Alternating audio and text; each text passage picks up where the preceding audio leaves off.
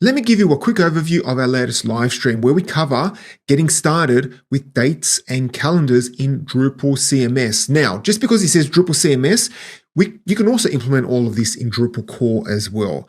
So we start things off by creating a custom content type called webinar, and then we add in a date field and also a date range field. And you can see here we have a webinar date field. Well, technically that's a date time field.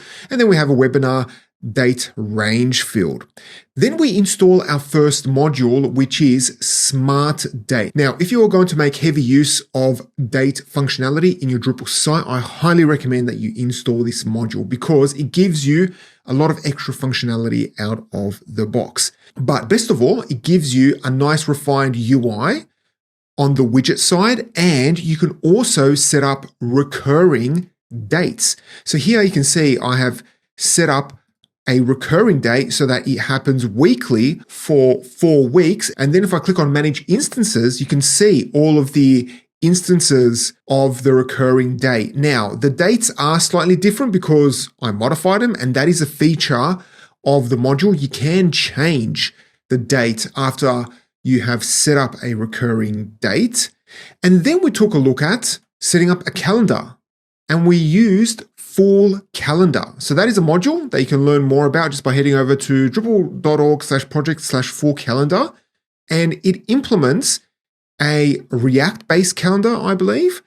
And best of all, you can configure it so that you can click and move these events and they automatically update. Now, this pop-up can be switched on. So I've switched that on in Views. But best of all, you can throw in a whole bunch of events and then just click and drag them and move them into different dates.